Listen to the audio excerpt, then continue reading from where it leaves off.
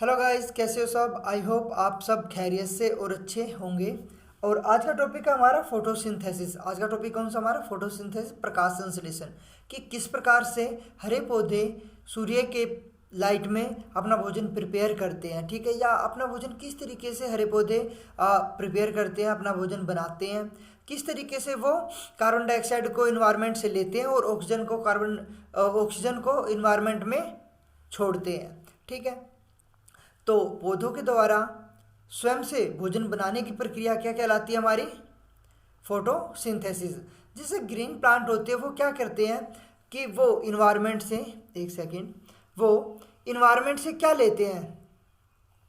वो इन्वायरमेंट से लेते हैं, एक सेकेंड दोस्तों, कुछ गलत हो गया है।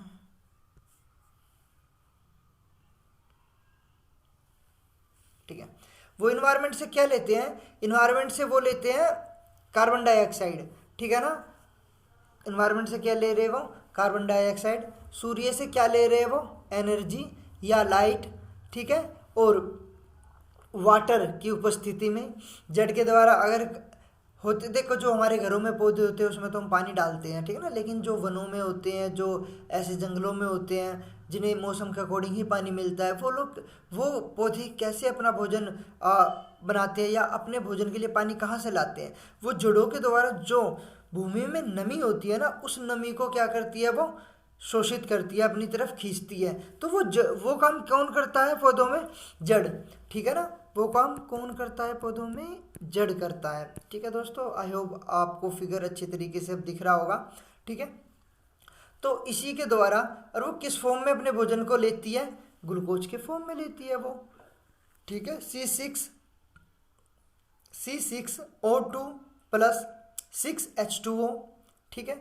और इसे किस फॉर्म में करती है? ये C6H12O6 प्लस 6O2, ठीक है।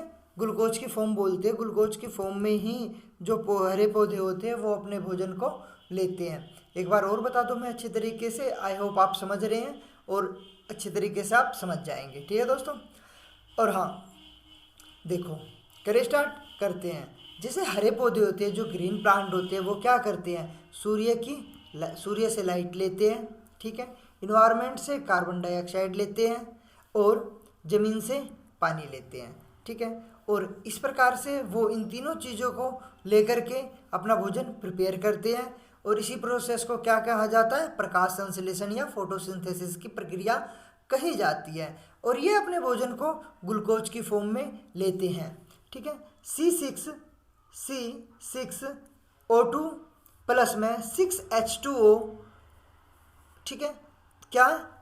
C6H12O6 प्लस में 6O2, ठीक है। आई होप आप फोटोसिंथेसिस की प्रोसेस को अच्छे तरीके से समझ पाए होंगे। और हाँ दोस्तों, कभी भी है ना, ये मत सोचा करो कि हमारे से नहीं हो गया, हम नहीं कर पाएंगे। देखो, आप लोग बार बार करोगे, बार बार पढ़ोगे और बार बार प्रैक्टिस करोगे ना, ऐसा कुछ भी कार्य नहीं है जो आप नहीं कर पाओगे, ठीक है ना। हो सकता है कि कुछ बच्चों को याद करने की प्रॉब्लम हो, ठीक है ना। तो उससे क्या है कि जितना आपको याद हो रहा है, मान लिया कि टीचर ने आपको 10 क्वेश्चन दिए, 10 में से आपको 5 हो रहे हैं, 3 हो रहे हैं, ठीक है ना। तो उन्हें क्या है, लिख लिख के देख लिया करो, ठीक है। कुछ क्वेश्चन होते हैं जो याद नहीं होते, तो उन क्वेश्चनों को क्या है, बड़े क्वेश्चन है या उनकी लैंग्वेज दूसरी है थोड़ी सी, तो उसमें क्या है कि आप लोग है ना, जितना याद हो रहा है उसे लिखो, ठीक है। और फिर दोबारा याद करो, दोबारा लिखो, ठीक है ना। हाफ हाफ 2 बार में या 3 बार में आप लोग करो और उसके बाद लिख के देखो।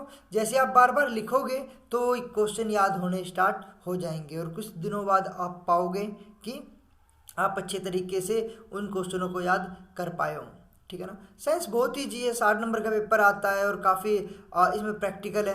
प्रैक्टिकल मतलब कि आप फिगर के थ्रू, चित्र के थ्रू, है ना, अपने क्वेश्चन को डिफाइन कर सकते हो और अच्छे मार्क्स टीचर से ले सकते हो, ठीक है। आई होप आप समझ रहे हो मैं क्या कहना चाह रहा हूँ। मेरा यही मानना है और कहना भी यही है कि अगर आप लोग अच्छे तरीके से रिविजन्स करते हो, टीचर पढ़ाते हो उसे पढ़ते हो, तो आप लोग अच्छे तरीके से और अच्छे मार्क्स अचीव कर सकते हैं, ठीक है ना। जो समझ में नहीं है अगले दिन जाओ क्लास में टीचर से पूछो, कोई बड़ा भाई बहन है घर में उनसे पूछो, वो भी आपको अच्छे तरीके से डिफाइन कर पाएंगे, ठीक है ना। टॉपिक से अलग मुझे बोलने का यही रीज़न रहा एक छोटा सा, कि आप लोग समझो, टीचर को समझो, अपने जो बड़े भाई बहन जो पढ़ाते हैं आप लोगों को उन्हें समझो, ठीक है। माँ बाप भी पढ़ाते हैं कुछ फैमिलियों में, ठीक है ना, तो उनकी जो मेहनत है वो बेकार ना जाने दो आप लोग, ठीक है। उनकी मेहनत इस तरीके की नहीं है कि मतलब कि वो आपको ही टाइम दे सारा, लेकिन जो भी टाइम वो दे पा रहे हैं आप लोगों को, आप उनके टाइम की वैल्यू को समझो, और उन जो जो उनकी एक्सपेक्टेशन है तुम लोगों से, उस पर आप खरा उतरो, ठीक है। आई होप दोस्तों आप समझ रहे हैं, ठीक है। मेरे प्यारे बच्चों, आप लोग यही करो जो आपके घर वाले कहते हैं, जो टीचर कहते हैं, ठीक है। रोज़ का काम रोज़ करो, कोई भी बच्चा नालायक या इंटेलिजेंट नहीं होता है, ठीक है। जो बच्चा इंटेलिजेंट बच्चे की आप देखना कि वो हमेशा ना रोज़ का काम रोज़ करेगा, है ना। जो बच्चा रोज़ का काम रोज़ करेगा वो बच्चा धीरे धीरे क्या इंटेलिजेंट होता जाएगा, और जो बच्चा रोज़ का काम रोज़ नहीं करेगा वो क्या है थोड़ा थोड़ा कमज़ोर होता जाएगा। बस यही फ़र्क है। आई होप आप समझ रहे हैं, ठीक है दोस्तों। बाय। और अपनी फैमिली का सबका ध्यान रखें, सबका ख्याल रखें।